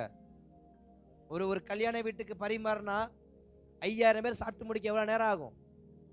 அத்தனை பேரும் சாப்பிட்டு முடிச்சு மீதியான அப்பத்தை துணியில கட்டி துணிக்கையாக்கி அதை படவுல ஏத்துற அளவுக்கு சீஷர்கள் வேலை பார்த்துருக்காங்கன்னா, அவங்களும் பிரசங்கம் கேட்டுட்டு தான் இருக்கிறாங்க. அவங்களும் பிரசங்கம் கேட்டு 5 அப்பத்துக்காக அவர்கள் அலைஞ்ச அலைச்சல் நமக்கு தெரியும். அது ஒரு சிறுவன் கையிலேருந்து பெற்றுக்கொண்டது நமக்கு தெரியும். அது இயேசு கிறிஸ்து கைக்கு போனது நமக்கு தெரியும். அதை அவர் ஸ்தோத்திரம் பண்ணி டிஸ்ட்ரிபியூட் பண்ணது நமக்கு தெரியும். அதை வாங்கி 50 பேராக அந்த 5000 பேரையும் பந்தி உட்கார வச்சு, 5000 புருஷர்கள் தான், எக்ஸ்ட்ரா எத்தனையோ பேர் என்ன பண்ணாங்க? இருந்தாங்க. 50 பேரா அந்த புல்வெளியில் அவங்கள பந்தி உட்கார வச்சு, 50 பேரா உட்கார வச்சு எத்தனை லைனுங்க போகும்? 5000 பேரை 50 பேரா உட்கார வச்சு எத்தனை லைன் போகும்? அத்தனை லென்த்துக்கும் கிழக்கைக்கும் மேற்கைக்கும் சீசன் என்ன பண்றாங்க? ஓடிக்கிட்டே இருக்கிறாங்க. இங்க அப்ப நின்று போனா அங்க போய் வைக்கிறாங்க, அங்க வைக்கிறாங்க, அங்க வைக்கிறாங்க, அங்க வைக்கிறாங்க, கொடுத்துக்கிட்டே இருக்கிறாங்க. ஏறக்குறை எனக்கு தெரிஞ்சு சுமார் ஒரு 6-7 மணி நேரம் அந்த வேலை என்ன பண்ணிருக்கோம்? நடந்திருக்கும். இவ்வளவு நேரம் நிற்காம ஓடிக்கொண்டு இந்த சீஷர்கள் இப்ப அடுத்து எங்க போகணும்? படகுல. படகுன மோட்டர் வச்ச படகா? சுவிட்ச் போட்டா அது பாட்டு நம்மளை கொண்டு போய் விழுவு, நம்ம படுத்துக்கிட்டே போலான்னு. இவங்க தான் துடுப்பு வலிக்கணும், இவங்க தான் துடுப்பு போடணும். 6 மணி நேரம் வேலை செஞ்சு மறுபடியும் கர்த்தருடையதான வேலையை செய்வதற்கு மீண்டும் துடுப்பு போட்டு 3-4 மைல் தூரம் போனதுக்கு அப்புறமா முடியல. கர்த்தர் எதை பார்க்கிறார்? நான் படுகிற பிரயாசம். நான் எவ்வளவு பிரயாசப்படுகிறேன். நான் 5 மணி நேரம் 6 மணி நேரம் ஏற்கனவே ஓடி இருக்கிறேன், ஊழியம் தான் செஞ்சிருக்கிறேன், இல்லைன்னு இல்லை. நான் ஏற்கனவே ஜெபம் தான் பண்ணியிருக்கிறேன். 5 மணி நேரம் நான் ஏற்கனவே ஜெபம் பண்ணியிருக்கலாம், நான் வேதம் வாசிச்சிருக்கலாம், நான் சுவிசேஷம் சொல்ல போயிருக்கலாம், நான் ஊழியத்துக்கு போயிருக்கலாம், இல்ல ஸ்தோத்திரம் வேற காரியத்தின் கர்த்தருடைய காரியத்தின் நிமித்தம் நான் போயிருக்கலாம். ஆனாலும் ஆனாலும் என்னோடு கர்த்தர் மறுபடியும் பேசுவார்னா நான் போறதுக்கு ரெடியா இருக்கும். நான் போறதுக்கு ரெடியா இருந்தா எனக்கு வரக்கூடிய, எனக்கு நேரிடுகிற ஆபத்தை சந்திக்கும்படி நடுக்கடலா இருந்தாலும் நடுச்சாமமாய் இருந்தாலும் எனக்காக கர்த்தர் நடந்து வரும். எனக்காக கர்த்தர் வரணும்னா நான் அவருக்காக ஏதாவது ஒன்று செஞ்சிருக்கணும். நான் அவருக்காக ஏதாவது ஒன்று செஞ்சிருந்தா நடுக்கடலின் 4ஆம் ஜாமத்தில் எனக்காக கர்த்தர் நடந்து வருவார். காற்றையும் கடலையும் அதட்டி என் பிரயாணத்தில் என்னோடு மீண்டும் அவர் சேர்ந்து, மீண்டும் கரைக்கு போயிட்டு நீங்க போங்கன்னு சொல்ல, மீண்டும் கடல் அந்த கப்பல் ஏறி அவரும் என்ன பண்ணார், அந்த பிரயாணத்தில் என் பிரயாணத்தில் கர்த்தர் இணைய வேண்டும் என்றால் நான் அதிக பிரயாசப்படுகிறவனா இருக்கணும். அதிக பிரயாசப்படுகிறவனா இருக்கணும். நான் எவ்வளவு பிரயாசப்படுகிறேன், நான் கர்த்தருடைய வார்த்தையை நிறைவேற்றுவதற்கு எவ்வளவு பிரயாசப்படுகிறேன், நான் கர்த்தருடைய காரியமாக எவ்வளவு காரியம் பிரயாசப்படுகிறேன். உலகத்தின் காரியம் பிரயாசப்படுவது அல்ல, கர்த்தருக்காக நான் எவ்வளவு பிரயாசப்படுறேன். இங்கு இவர்கள் ஸ்தோத்திரம் உலக வேலை செய்து அசைஞ்சு போகல, இவர்கள் கர்த்தருடைய வேலையை செஞ்சு அசந்து போனாங்க. ஆனாலும் கர்த்தருடைய வேலையை செய்ய மறுபடியும் அவங்க என்ன பண்றாங்க, புறப்படுறாங்க. அதுதான் விஷயம். நாம் எல்லோரும் இன்றைக்கு உலகத்தின் வேலை நாம் செய்கிறோம், இல்லைன்னு இல்லை. அதனால் நம்முடைய சரீரம் மிகுந்த களைப்படையுது, நான் இல்லைன்னு சொல்லல.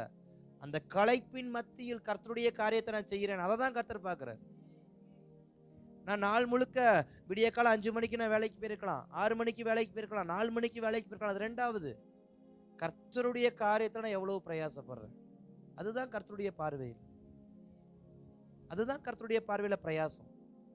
நான் கஷ்டப்பட்டு உழைக்கிற ஆண்டவர் அது இல்லை, அது என் தேவைக்காக நான் உழைக்கிறது, என் சரீரத்துக்காக, என் மனைவிக்காக, என் பிள்ளைக்காக, என் குடும்பத்துக்காக, நான் வாங்கி வச்சிருக்கிற கடனுக்காக நான் உழைக்கிறது.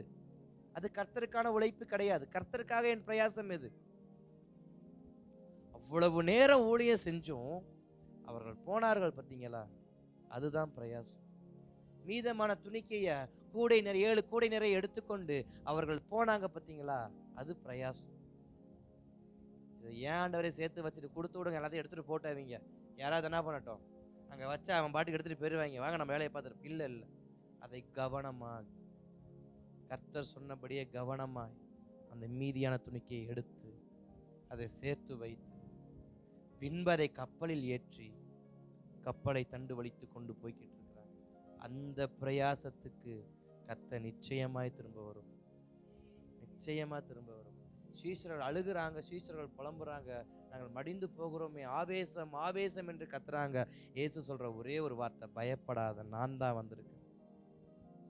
உனக்கு ஆவேசம் அல்லப்பா, உன் மரணம் அல்லப்பா, உன் ஜீவனை பறிப்பதற்காக வந்ததான மரண தூதர் கிடையாது, உன் ஜீவனை காப்பாற்றும்படி வந்த ஜீவனை கொடுக்கிறதான இயேசு கிறிஸ்து நான் தான், பயப்படாதன்னு சொல்லி அவர் நடுக்கடலில் 4ஆம் ஜாமத்தில் வந்தார். என் வாழ்க்கையில கர்த்தர் நான் தத்தளிக்கிற நேரத்துல வரணும் அப்படின்னா, நான் தத்தளிக்கும் நேரத்துல, நான் பலவீனப்பட்டு இருக்கும் பொழுது, நான் முன்னேற முடியாம இருக்கும் பொழுது கர்த்தர் என்னை நோக்கி வர வேண்டும் என்றால் நான் அவருக்காக சில பிரயாசங்களை பட்டிருக்கணும். பிரயாசங்கள் பட்டிருக்கும். பிரயாசப்படாம பலன் எதிர்பார்க்க முடியாது. அல்லேலூயா. ஸ்தோத்திரம். இயேசு கிறிஸ்து வந்தார்னு மட்டும் நம்ம பார்க்கிறோம். கடலுக்கு வந்தாரு, காற்றையும் கடலையும் அதட்டினாரு. ஆனா அதற்கு முன்பாக சீஷர்கள் செஞ்சதை நம்ம கொஞ்சம் கவனிக்கணும். இயேசு நிச்சயமா வருவார், நாம் பிரயாசம் உள்ளவனா இருந்தோம். ஆபிரகாம் ஐயா சந்திச்சாரு, 25 வருஷமா தன் தகப்பன் வீட்டுக்கு போகாம, தன்னுடையதான உறவினர்களை பார்க்காம, தனக்கு பிரச்சனைகள் வந்த பொழுதும், போராட்டங்கள் வந்த பொழுதும், பலவீனங்கள் வந்த பொழுதும் அந்த பாதையை விட்டு அவர் விலகாம தொடர்ந்து போனார். பலவீனப்பட்டது உண்மை, விழுந்து போனது உண்மை, ஆனா அவர் பாதை மாறல. ஆபிரகாம் என்ன பண்ணல? பாதை மாறல. நான் பாதை மாறாமல் இருக்கும் வரை எனக்காய் கர்த்தனை தேடி, ஏன்னா கர்த்தர் சொன்ன பாதையில நான் போகும் பொழுது கர்த்தருக்கு தெரியும் நான் எந்த இடத்துல நிக்கிறேன் அப்படின்னு. நான் ஒரு பாதையில் போனா அங்க கர்த்தர் வருவாரான்னு கேட்டா கிடையாது. அல்லேலூயா. இப்போ ஸ்தோத்திரம், என் பிரயாசத்தை அவர் நிச்சயமாக என்ன பண்ணுவார்? கனப்படுத்துவதற்கு திரும்ப வருவார். கடைசியாக ஒரு மனிதரை சொல்லி நான் முடிக்கிறேன். திருப்பிக் கொள்ளுங்கள். அப்போஸ்தலர் நடபடிகள் 27ஆம் அதிகாரம். அப்போஸ்தலர் நடபடிகள் 27ஆம் அதிகாரம். ஸ்தோத்திரம் 23, 24 வசனத்தை வாசிக்கலாமா? ஏனென்றால் ஆட்கொண்டவரும் என்னை ஆட்கொண்டவரும் நான் சேவிக்கிறவருமான தேவனுடைய தூதரானவர் இந்த ராத்திரியிலே என்னிடத்தில் வந்து நின்று பவுலே பயப்படாதே, நீ ராயனுக்கு முன்பாக நிற்க வேண்டும். இதோ உன்னுடனே கூட யாத்திரை பண்ணுகிற யாவரையும் தேவன் உனக்கு தயவு பண்ணினார் என்றான். ஸ்தோத்திரம். அப்படியே 23:11 வாசிக்கலாமா? அதே அப்போஸ்தலர் 23:11. அன்று ராத்திரியிலே கர்த்தர் பவுலின் அருகே நின்று, பவுலே திடன்கொள், நீ என்னை குறித்து எருசலேமிலே சாட்சி கொடுத்தது போல ரோமாவிலும் சாட்சி கொடுக்க வேண்டும் என்றார். போதும். இப்ப கர்த்தர் பவுலுக்கு ஒரு வாக்கு கொடுக்கிறார். பவுலுக்கு ஒரு வாக்கு கொடுக்க, என்ன வாக்கு கொடுக்கிறார்? நீ எருசலேமில் சாட்சி உள்ளவனாய் வாழ்ந்தது போல நீ ரோமிலே என்ன பண்ணணும்? சாட்சி உள்ளவனாய் வாழணும். சரி, ஓகே. அதற்கான ப்ராசஸ் நடந்துருச்சு. இப்ப பவுல் ரோமுக்கு நேரா பிரயாணம் பண்ணி கொண்டிருக்கிறார். இப்ப பவுலுடைய பிரயாணம் அவருடைய சொந்த பிரயாணம் கிடையாது. பவுலுடைய பிரயாணம் அவருடைய சொந்த பிரயாணம் கிடையாது. அந்த பிரயாணம் முழுக்க முழுக்க கர்த்தருடைய சித்தத்தின்படி, திட்டத்தின்படி, வார்த்தையின்படி செயல்படுத்தக்கூடியதான பிரயாணம். இந்த பிரயாணத்தில் கப்பல் சேதமடைகிறது. இந்த பிரயாணத்தில் கப்பல் சேதமடையும் பொழுது அங்கு 23ஆம் வசனத்தில் பவுல் சொல்றாரு, இந்த ராத்திரியிலேயே என்னிடத்தில் வந்து நின்று.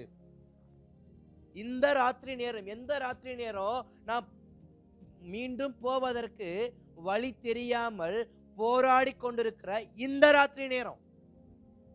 இன்றைக்கு நான் என்னுடைய பிரயாணம் சேதப்பட்டிருந்தா, என் பொருட்கள் சேதப்பட்டிருந்தா, என் உணவுப் பொருட்கள் அனைத்தும் எங்க போடப்பட்டிருக்குன்னா கீழே போடப்பட 20ஆம் வசனம் 21ஆவது வசனத்தை வாசிக்கலாமா? 17ல இருந்து கொஞ்சம் வாசிக்கலாம். அதை அவர்கள் தூக்கி எடுத்த பின்பு பல உபாயங்கள் செய்து கப்பலை சுற்றி கட்டி சொறி மணலிலே விழுவோம் என்று பயந்து பாய்களை இறக்கி இவ்விதமாய் கொண்டு போகப்பட்டார்கள். மேலும் பெருங்காற்று மலையில் நாங்கள் மிகவும் அடிபட்டபடியினால் மறுநாளில் சில சரக்குகளை கடலில் எறிந்தார்கள். 3ஆம் நாளிலே கப்பலின் தளவாடங்களை எங்கள் கைகளினாலே எடுத்து எறிந்தோம். அநேக நாளாய் சூரியனாவது நட்சத்திரங்களையாவது காணப்படாமல் மிகுந்த பெருங்காற்று மழையும் அடித்து கொண்டிருந்தபடியினால் இனி தப்பி பிழைப்போம் என்ற நம்பிக்கை முழுமையும் அற்று போயிற்று. அநேக நாள் அவர்கள் போஜனம் பண்ணாமல் இருந்த போது. போதும். இப்ப இவங்க நிலைமை எப்படி இருக்கு? எல்லாம் இழந்து போஜனம் பண்ண முடியாத அளவுக்கு இவருடைய வருத்தங்கள் அதிகரித்திருக்கிறது. ஏன்னா இந்த பிரயாணத்தை அவர்கள் பார்த்து மேற்கொண்ட பிரயாணம் சேதமடைந்து சரக்குகள் எல்லாம் தண்ணில் தூக்கி எறியப்பட்டு ஒன்றும் இல்லாத வெறுமையாக்கப்பட்டவர்கள்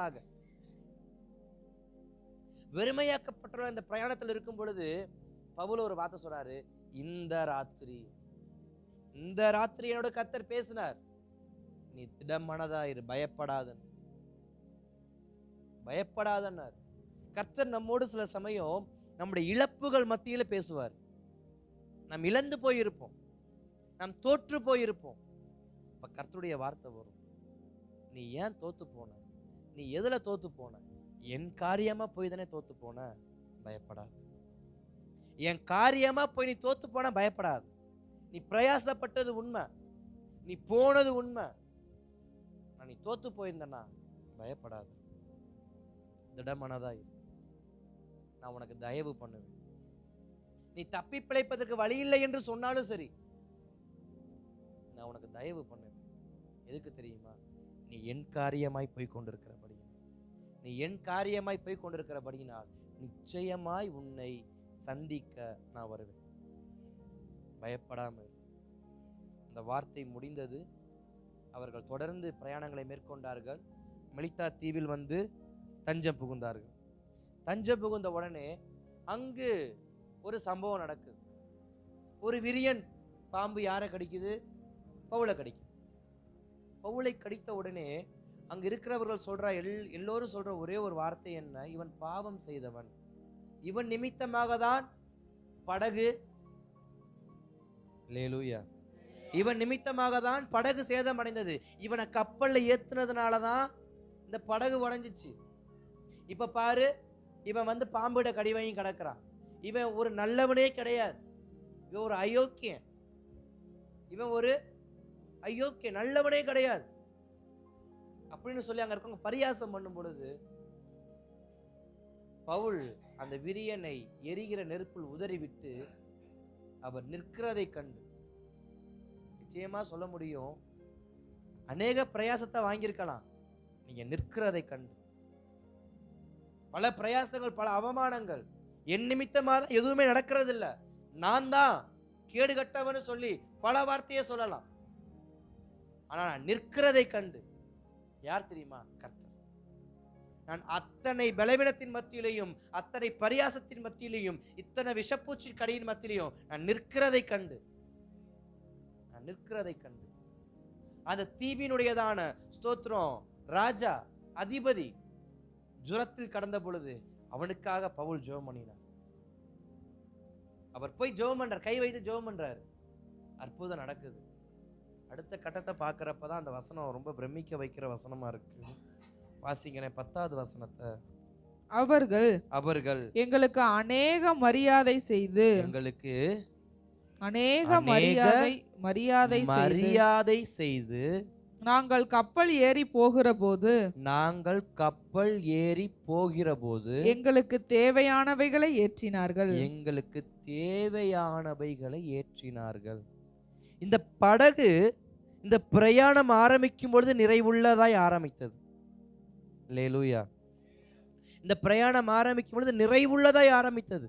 ஏன்னா ஒரு பிரயாணம் பண்ணும் பொழுது கப்பல்ல தேவையான எல்லாவற்றையும் ஏற்றி வைப்பாங்க, உணவு பொருட்கள், பழங்கள் எல்லாமே இருக்கும். இப்போ அது எல்லாமே சேதமா எங்க போயிருச்சு? கடல்ல போயிருச்சு. இப்போ இவங்க தப்பி பிழைப்பதற்காக ஒரு தீவுக்கு வராங்க. அந்த தீவுல பாம்பு கடிச்சு கிடக்கிறாரு நம்ம பவுல். ஆனாலும் கர்த்தர் அவருக்கு ஜீவனை கொடுத்து நிற்க வைத்து அந்த தீவில் இருக்கிற ஒருத்தருக்கு ஜோமன போறாரு. இந்த நிலைமையை அவங்க மெலித்தா தீவுக்கு வரும்பொழுது மெலித்தா தீவில் இருக்க எல்லோரும் சொன்ன ஒரே ஒரு வார்த்தை தெரியுமா? இவர்கள் சாபக்காரர்கள், இவர்கள் வேண்டாம். எந்த பவுல் கப்பல் உடைக்கப்பட்டுச்சோ, எந்த பவுலால மெலித்தா தீவுக்கு வந்தார்களோ, எந்த பவுல் பாம்பிட்ட கடி வாங்கினாரோ, எந்த பவுல் அந்த ஸ்தோத்திரம் தீவினுடையதான அதிபதிக்கு ஜோம் பண்ணி ஜுரத்தை நீக்கினாரோ, அதே பவுல் 3 மாதம் கழித்து மெலித்தா தீவில் 3 மாதம் கழித்து அவர்கள் மீண்டும் கப்பல் ஏறும் பொழுது அங்க ஒரு வார்த்தை சொல்லுது, மிகுந்த மரியாதை, மிகுந்த மரியாதை. ஆரம்பத்தில் பவுலுக்கு மரியாதை இல்லை, ஆரம்பத்தில் பவுலுக்கு மரியாதை இல்லை. இவ்வளவு கேவலமான வார்த்தை. நீ படகு ஓட்டுறியா இல்ல அவன் படகு ஓட்டுறானா, வாயை மூடிக்கிட்டு அப்படின்னு அவ்வளவு பேச்சு பேசினாங்க. மரியாதையற்ற நிலையில் பவுல் இருந்தார். மெலித்தா தீவுக்கு வரும் பொழுது பாம்பு கடிச்சால மரியாதையற்ற வார்த்தைகள். அத்தனை காரியத்திலும் பவுல் தன் தேவனுக்காக அவர் தொடர்ந்து போனபடியினால் கர்த்தர் பவுலை சந்தித்தார். எப்படி தெரியுமா சந்தித்தாரு? விஷம் அவன் உடம்பில் பரவாதபடிக்கு கர்த்தர் சந்தித்தார். கர்த்தர் நம்மளை எங்க சந்திச்சாருன்னு நமக்கு தெரிஞ்சிருக்காது. கப்பல் சேதமானப்ப சந்திச்சாரு. இப்ப பாம்பு கடிச்சு விஷம் ஏறுவதற்கு முன்பாக கர்த்தர் சந்திக்கிறாரு. சந்தித்து அவனுக்கு மிகுந்த மரியாதையை ஏற்படுத்துகிறார், ஊழியத்தை நிறைவேற்றுகிறார். நம்முடைய வாழ்க்கையில கர்த்தர் நம்மை சந்தித்து நிச்சயமாய் திரும்ப வருவேன் என்றால் நிச்சயமாய் வந்து நம்மை சந்தித்து நமக்கு சகலவற்றையும் நிறைவேற்றி கொடுத்து நம்மை நிறைவுள்ளவர்களாகவே அவர் என்ன பண்ணுவார்? மாற்றுவார். அல்லேலூயா, அல்லேலூயா. ஜெபிக்கலாமா? அப்படி அப்படியே ஸ்தோத்திரம். முழங்கால் போட முடிஞ்சவங்க முழங்கால் போடுங்க. எளிமை நிற்க முடிஞ்சவங்க எளிமை நில்லுங்க. தேவ சமூகத்தை நோக்கி. ஹல்லேலூயா. நன்றி இயேசுவே, நன்றி இயேசுவே. நிச்சயமாக நான் திரும்ப வருவேன். அபிரகாமே, நிச்சயமாய் நான் திரும்ப வருவேன். நிச்சயமாய் திரும்ப வருவேன். ஓ ரிபாலா ஷாகாரா பாலா ரத்தூர் ரீமானா ரந்தூரோ போரஹதரா படகதரமா. நிச்சயமாய் திரும்ப வருவேன். உன் குறைவுகள் நிறைவாக்க நான் நிச்சயமா திரும்ப வருவேன். நீ தண்டு வலித்து பலவீனத்தின் மத்தியில் எனக்காய் பிரயாசப்பட்டியே, நிச்சயமாய் உனக்காக திரும்ப வருவேன். அநேக அவமானத்தின் மத்தியில எனக்காக நின்னியே, நிச்சயமாய் உனக்காக திரும்ப வருவேன். நிச்சயமாய் திரும்ப வருவேன். ஆவியானவரே, அபிரகாமோடு பேசினீரே, வருகிற வருஷத்தில் குறித்த காலத்தில், வருகிற வருஷத்தில் குறித்த காலத்தில், இந்த வருஷத்தில் குறிக்கப்பட்ட காலத்தில் கர்த்தர் சபையை சந்திப்பீராக. இந்த வார்த்தையை கேட்டுக்கொண்டிருக்கிறதான ஒவ்வொருவரையும் கர்த்தர் சந்திப்பீராக. இந்த 12வது நாள் தேவ சமூகத்தில் வந்திருக்கிறதான ஒவ்வொருவரையும் கர்த்தர் சந்திப்பீராக. நிச்சயமாய் திரும்ப கர்த்தர் வந்து சந்தித்து ஆசீர்வதிப்பீராக ராஜா. சில குடும்பங்கள் இங்கே இருக்கு, சில தனிநபர்கள் இங்க இருக்கிறாங்க. அவர்கள் சந்தித்த அவமானமும் துன்பமும் கொஞ்சம் அல்ல. சில குடும்பங்கள்ல பிரச்சனை ஓயாது நடந்து கொண்டிருக்கிறது. இதுவரைக்கும் நல்லா இருந்த குடும்பம் இப்ப பிரச்சனைக்கு நேராய் போய் கொண்டிருக்கு. எல்லாவற்றையும் மாற்ற கர்த்தர் வருவீராக. எல்லாவற்றையும் மாற்ற கர்த்தர் வருவீராக. ஆவியானவரே, உம்முடைய கரத்துல வருகிறோம். நிச்சயமாய் திரும்ப வருவேன் என்று சொன்னீர். நிச்சயமாய் திரும்ப வருவேன் என்று சொன்னீர். திரும்ப வாங்க, திரும்ப வாங்க, திரும்ப சந்திங்க. நடுக்கடலில் நிற்கிறோம் ஆண்டவரே. எங்கள் பிரயாசம் விருதாவாய் போகாதபடி, என் விசுவாச ஓட்டம் விருதாவாய் போகாதபடி, என் ஆவிக்குரிய ஓட்டம் விருதாவாய் போகாதபடி, என் ஜெப ஓட்டம் விருதாவாய் போகாதபடி, நான் காத்திருந்த காத்திருப்பு விருதாவாய் போகாதபடி சந்திக்க வாங்க, சந்திக்க வாங்க, சந்திக்க வாங்க. உடைய கரத்துல ஒப்பு கொடுக்கிறோம் ஆண்டவர். அன்பின் பரலோக பிதாவே, இயேசுவின் நாமத்தில் ஜெபிக்கிறோம். இந்த 12வது நாள் உடைய சமூகத்தில் நாங்கள் கேட்கிற ஒரே ஒரு வார்த்தை, நிச்சயமாய் எங்களை சந்திக்க கர்த்தர் வருவி. நிச்சயமாய் கர்த்தர் இந்த வருஷத்தில் எங்களை சந்திக்க வருவி. எங்களுக்கு சொன்ன வார்த்தையை நிறைவேற்றுவதற்கு நிச்சயமாய் இந்த வருஷம் கர்த்தர் வருவி. நிச்சயமாய் வருவி ஆண்டவரே. இருக்கிற யாவர் மேலும் அது கரம் இருக்கட்டும். இந்த சத்தத்தை கேட்கிற யாவர் மேலும் அது கரம் இருக்கட்டும்.